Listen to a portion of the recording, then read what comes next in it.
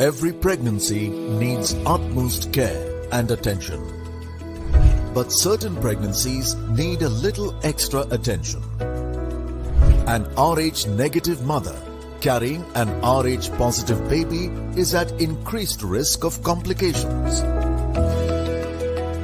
BSV is at the forefront to ensure safe delivery in every Rh negative pregnancy.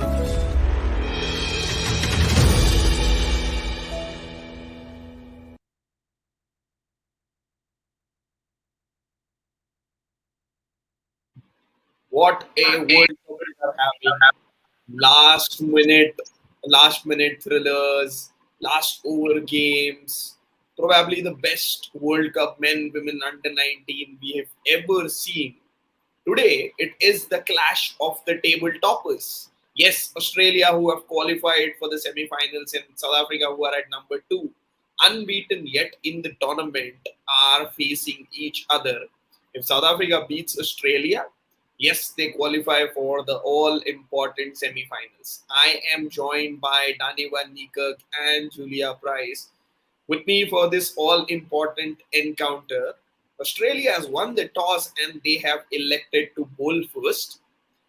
Julia, Australia already in that semi-finals do not have a lot of pressure. Are they going to treat this match a bit lightly? But South Africa right there at the top. Yeah, clearly you don't know Australia very well if you think they're going to take this lightly. They want to win every game. They're quite ruthless. They just want to get in there and play their best cricket every single game and take through that momentum they've got so far in the tournament and take that all the way through to the final. So they'll be showing no mercy at all to South Africa today. They want to show that to South Africa today. Danny, do you feel South Africa are in this best chance? They've lost the toss, although they're batting first. But whatever games we have seen South Africa, they haven't won any game comprehensively. Every game they've taken it down the wire. They've increased the heartbeats across the nation. But end of the day they've won it. They are the only unbeaten side except for Australia. So one of the sides is going to lose today. Do South Africa have a chance to again take it down the wire, win this again, and qualify for the semi-finals? Well, to start off, I don't think my heart's going to take another close encounter. So something has to be convincing. I'm just hoping, I think South Africa has a good chance. They've got a lot of momentum coming in to this game. Both sides unbeaten, so it's going to be a very good game to watch. I don't think both teams are going to take this lightly. I think, both it's going to try and put up a really good show. No surprises there that Australia chose to bowl first. They're a very good team chasing. So I'm not surprised by that decision from Australia. Maybe putting South Africa under pressure. Maybe just watching that the batting maybe has not clicked as well as they wanted so far.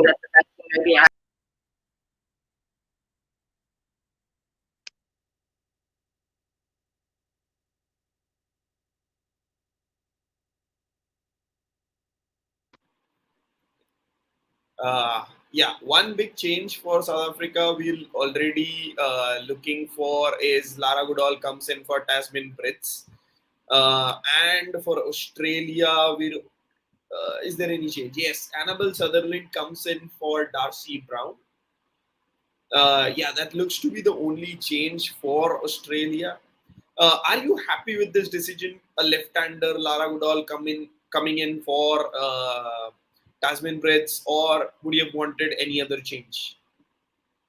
Yeah, look, I think the change was due to happen. I think Tasman didn't go as well as she wanted to, unfortunately, and she's been putting the batting lineup under pressure by maybe scoring a bit slow. So I think it's a good change. Laura's going to have to find a way to obviously score a bit quicker, and I think also just the left hander at the top, they're just changing it up, maybe changing the lines and the lengths of the Aussies.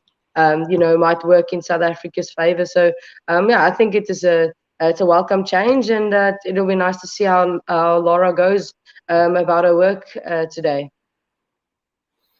Let's see how Lara goes. But Australia, generally, we've seen they've been ruthless. They want to win every game. We haven't seen Annabelle Sutherland bowl a lot in the competition. But today she comes in place of Darcy Brown. Yes, they would want to maintain that workload of Darcy Brown. But do you feel that because it was South Africa, because they're still unbeaten, they are one of the top sides, do you feel Darcy Brown should have played for Australia today? I would have picked Darcy. I think she's an incredible bowler. Um, you know, the Australia might have their reasons. For me, it's interesting. It's an interesting change. I think Annabelle Sutherland is a very good cricketer, a very good all-rounder. So I think tactically, it'll be interesting to see why the Aussies did that and why they decided to keep Darcy out. I don't know if it is about South Africa being a bit more comfortable with pace against versus maybe other teams in the world because we have a very good pace attack. I don't know. It remains to be seen why they picked, why they left Darcy out. Very surprised when you mentioned that. In my opinion, that they did not pick Darcy. They didn't pick Darcy. Let's see. It's going to be South African batting right now and Australia bowling. Um, let's come down to that equations. We would have, of course, loved to see Darcy. She's not playing, but Australia comfortably have a huge bowling attack. At least seven top class bowlers. Ellis Perry today would most likely bowl in that power play. She has been there. Either she bowls in that she has been very good or she hasn't been good. Like for example, she's been bowling in that power play and she's been taking wickets, or she's not been bowling in the power play or something like that, and she's been going out for runs, n number of runs. Especially with the last game against India, we saw the first over itself. It was what, a 12 or 13 ball over. She bowled whatever 6-7 wides in the first over itself. Do you feel Ellis Perry needs to maintain comeback in that mojo if Australia has a chance to win that World Cup? Look, I think she's been incredible for Australia. She came into her own again. We know how good she is and what a cricketer she is. And, maybe she has struggled a little bit for form in the recent past. But, definitely in this World Cup, it looked like she put it behind her and she's going really well for them. So I think, yeah, she is key for Australia to win a World Cup. I mean, she does everything. She bats, she bowls, she fields. So, and for them to win, they need her at her best. But certainly she is at the moment. So, yeah, it'll be interesting to see how she goes against the South African openers, especially opening the bowling, as you mentioned. Yeah, it's going to be fun to watch. It's going to be fun to see, as you mentioned, maybe the battles as well. There's small battles within this game that I'm really excited to watch. How they going to go about it. Lazali, Laura Wolford at the top, they're facing a quality bowling attack. So, yeah, again, certainly she is key to their success, but they've got all bases covered at the moment. That's the good thing. I won't say good thing, but it's that's the nice thing about Australia is they've got their bases covered. They can they can actually leave somebody out like Darcy Brown and put somebody in like Annabelle Sutherland. Any other team probably won't do that, but because they've got their bases covered so well, they can actually play any game plan that they want to and have the players to obviously do so. Other players to watch. Julia, since you're back now, the big let me just play that playing 11 once.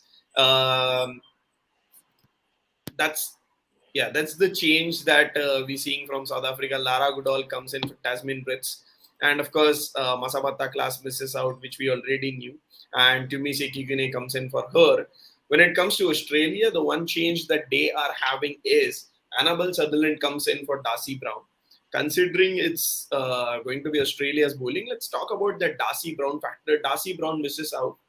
Do you feel she should have played today's game, considering it's South Africa?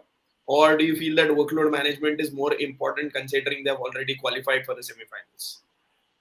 I think they've been pretty consistent with what they've been doing with Darcy and sort of playing game on, game off with regards to his management of it. So it doesn't really surprise me. And I think it's also maybe it's a nod to South Africa as well, with Australia thinking maybe that's who they're going to be playing in the final potentially. So the less that they get to see of Darcy, the better potentially. So it could be a twofold sort of thing for them by not playing her. And obviously great.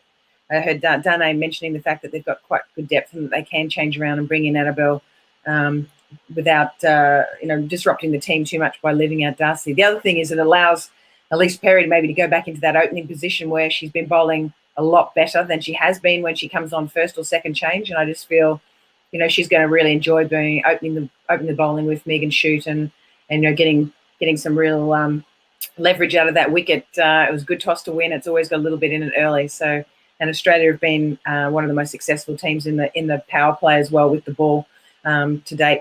Not just economy rates, but also taking wickets. I love how both of you have made a very clear right before the World Cup started that Australia is playing South Africa in the finals, and it most likely looks that case unless and until something berserk happens in the semi-finals. Both the teams have shown why they deserve to play that finals. And again, Julia, you're just clearly mentioning that, they don't want to show Darcy to South Africa. They will directly unleash her in the finals against South Africa. Dane, that kind of confidence, is it only because both the teams have been very consistent? Is it because only of the bias? What is the reason of both of you have been very consistent right front itself that it's Australia, South Africa? And do you agree with Julia's point that yes, Darcy might be safe just to unleash her in that final? Yeah, look, that was a very good point actually. When she said, I was like, oh, okay, well, again, you kind of know what what you're doing. So that's a very good point. I don't think many South Africans has played against her. Just because she came into the side recently, and South Africa hasn't played many international cricket games against Australia. So I think that is a great point that Julia made. Maybe it's just keeping her away and looking maybe into maybe finals and maybe unleashing her in the final, which is probably a very good call from them. So I mean, Lizelle she wasn't at the Big Bash, so she maybe didn't face her as much, and she only faced her probably last year, and she certainly improved a hell of a lot since the first Big Bash she played, and I was lucky enough to play with her. The previous Big Bash, I always said she's a quality kid, and she brings a lot to the side with that baseball bowling. So I think it would be a very strategical move from Australia. So kudos to them and kudos to Julia for mentioning it as well. That's the Aussie mindset. We already have seen that why they might have just rested Darcy Brown, that yes, we will unleash you in the finals. Don't take this tension of going about against South Africa today itself. Let's talk about that South African batting lineup. There's one change right up there at number 3. We have Lara Goodall coming in for Tasmin Brits. Tasmin Brits has been given enough number of chances. She hasn't been able to capitalize any of those. Julia, if we see the top order, do you feel that change should have happened, or you would have expected more from Suneli's to be shifted one up and someone like a Malaba coming in and adding that spin responsibility? Because South Africa do not have a main spinner. Chloe Tryon has been bowling. Suneli's has been on and off. So do you feel that change would have made more sense, or you feel a like-for-like bat replacement makes more sense? Yeah, I think they're just trying to stretch that number 3 position at the moment and sort of make something out of it. And I just think it's probably best, they're batting reasonably deep at the moment. I mean, and they've had to pretty much every game because they have been losing lots of wickets, but that's because they're trying to be quite attacking. I just think it may have been better to bring in that spinner as opposed to bringing in Lara Goodall. We saw it in the first game. She got 12 or 43. One game, it's no biggie. And then obviously Tasmin Brits didn't quite cut the ilk this time, I suppose, this tournament, and it hasn't really being confident enough with the strike rates and probably not just doing that job at 3. So to me, yes, I think they need to just shuffle that order up a little bit, bring in their spinner, have a slightly a little bit more variation in their attack, and I think that makes it a pretty more balanced and complete team for my liking. Because you can see they've been batting fairly deeply. You've got obviously Chloe Tryon, we've got Mozan Cap's been doing fantastically well. It's just the top order a little bit that need to just step up a little. Trisha Chetty's been great too. So I don't know. Yeah, I think they could probably cope with just shuffling up everyone one position and just probably going with that just to increase their or back their batters a little bit, but also just increase their bowling stocks. Increase the bowling stuff. So, Dane, you know Hilton very well, Sune very well. Do you feel they're taking a more conservative approach just because they're winning games, or do you feel because they're probably just one game away from the semi-finals, or even with this points they can qualify for the semi-finals, they should have taken that more aggressive approach, shifted Sune at number 3, increase that batting lineup? Because right now, from my mindset, it looks that they are taking a more conservative approach just because they are winning games. But it may not work against a side like Australia. Yeah, look, I've been calling for Sune to go up the order this whole World Cup. I kind of felt like, South Africa was just finding a number 3, and I didn't think it was necessary. I think Sune's in very good form. I think she's batting really well with Laura Wolford, and, getting her up the order won't hurt anyone. But yeah, I think it is more just a safe approach, trying to lengthen that batting lineup a little bit more and having that safety net of Marizon and Chloe and Trisha coming in a bit later. So, I think it's maybe just about having a safety net instead of, being a little bit more attacking. And I mean, I called for against Australia as well. You need to be attacking against a team like Australia. They're too good. So I think putting Sune up the order and pushing everybody up, that won't hurt anyone. But I think it's just more a safety net, in my opinion. But hopefully Laura goes well. I think maybe the left-hander, just changing maybe the lines and I guess the game plans for the Australians, maybe that, not confuses them because they are the number 1 team in the world, but maybe just changes it up a little bit and makes it a bit easier for the other batters coming in. But I certainly agree with Julia and with you, Yash. I think, to push Sune up the order after the first game and really run with their batting, with that batting lineup.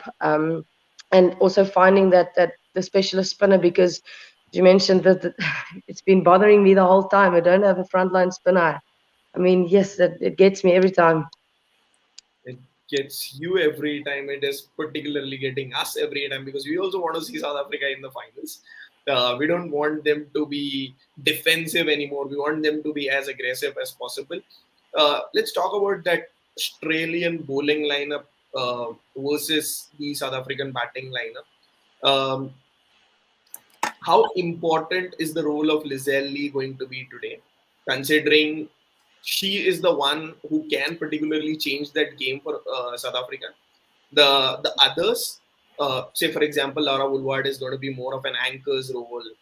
Goodall and Sune will bat at whatever that strike rate of 70, 80 is generally what we've seen. But the role of Lizelle becomes bigger because it is Australian. They're just the side which would want you to at least put on 280, 300 on board. And when a side like India puts on 277, still they go and chase it out. Julia, how important is that role of Lizelle becomes more important? She hasn't been in form the entire tournament. Yes, she comes out late in the tournament, maybe the first 2-3 games. She was short on practice, but now there's no excuse now you can give as a professional cricketer at the top.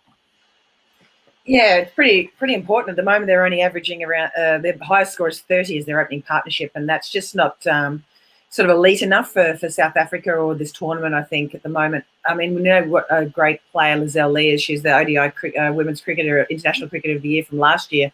She was averaging 90 last year, so she can draw on that experience. She's been around for long enough, and even if you've had a little bit of a lean sort of build into one of these tournaments, with that experience, you normally know how to you're using those games to be able to get yourself back into some form and hopefully peaking by the time that they need to be, getting closer towards those semi-finals and finals. So, but to me, I think it really would help to get allow that middle order to get a lot deeper into their into their game, particularly with Lara Goodall coming in now. She's coming back for only his second game, so she'll be a little nervous, I'm sure, and a little tentative coming into the game. And then obviously Mignon du Preez hasn't been in some unbelievably good form as well. So I think if they can get those deeper and sort of protect your middle order a little bit longer, and that's why I agree with Dane is putting Sune into number 3. Someone who's been in every game and she's been batting well, and she's going to be able to cope with these conditions and the pressure and all that, and take a little bit of heat off. So people like your Laras and your Mignons, and just give them a bit more space to keep developing their game and really getting into the thing and getting some confidence while they're playing these games, as opposed to say, hey, sorry, we're 2 for not many again, and hey, can you get us out of that? So I think it's really important that Lizelle and obviously Laura's been doing a great job, but Lizelle steps up and maybe just curbs her that really attacking play that she's got initially, but at the same time still playing her own game, but maybe not going at 120, going at a sort of an 80-90 to start with, and getting into the game and allowing. That'll frustrate Australia. They like taking wickets in that power play, and that's part of their game plan. If they're starved of those wickets, that'll really start frustrating Australia on how they're going to try and get those wickets, and they may try too hard. So it just shifts the game plan a little bit for Australia as well by shifting the South African game plan a little bit with the way Lizelle's sort of her attacking play normally. So just a fraction more conservative. I love the way she plays. I don't want her to stop doing that, but at the same time, just maybe stay in that gear 1 a fraction longer, still work the ball around. But yeah, get off to a no-wicket start for them, I think, would be essential. When we were previewing South Africa, Danny, you mentioned that if we've clearly told Lizelle that if you bat till 100 balls, we know you are going to score 150. How important that 100, 150, how important it becomes, especially when you play a side like Australia, because her 150 is probably going to compensate on that 3, 4, 5 scoring whatever 70 or 1800 balls. Yeah, look, it'll be great if Lizelle scores 150. I'm not going to lie. It'll be nice to see her coming into the tournament a little bit, But she, I always say you can't keep a good player down. I always believe that. And, she's quality. As Julia mentioned, she's the ICC Women's ODI Player of the Year. And, there's a reason for that. So, it'll be nice to get her to bat 100 balls. She's pretty successful against Australia in the past. She's got some really good scores. I think she got a century behind her name against Australia. So she might fancy her chances a little bit against them, I would think. But, it was just nice to see her get into the tournament. She's going to be crucial going into the back end of this tournament, and also just, these crunch matches. So, yeah, as Julia mentioned, Mignon is maybe not going as well as she would like as well. So I think that's the most important thing, is just getting into the tournament and getting a score. And I think Julia hit the nail on the head, not going at 120, but just getting yourself in, going at 80, and make sure that you have a good start for your team and setting up the game, because I don't think they've done that as successfully as they wanted to. I think Laura and Lizelle is an incredible partnership in those last couple of years since they've been batting together, and very successful, but they haven't really, got that start what South Africa is used to, and that puts the batting lineup under immense pressure. That 1, 2, and 4 are probably going to be very important for South Africa, as much as the finishers Marizanne Kapp and Chloe Tryon are. That's at least my point of view. The 3, 4, 5 will be a bit of concern, because similar players bat at a lower strike rate than others, and maybe troublesome. Australia won the toss. They've chosen to bowl first. It's South African time. It's prediction time. Dane Wanika, what do you feel? Realistically, South Africa is going to put up against that Aussie bowling attack. We're going to probably see 6 or 7 bowlers in there. Okay, so for me, it's a difficult one, because, we saw that Australia was chased 270 like it's nothing, So South Africa, in my opinion, I said it, I've been saying it the whole time, I feel like a broken record or a stuck record, is they're going to have to be brave, and they're going to have to be attacking, and they're going to have to try and push that 300 mark.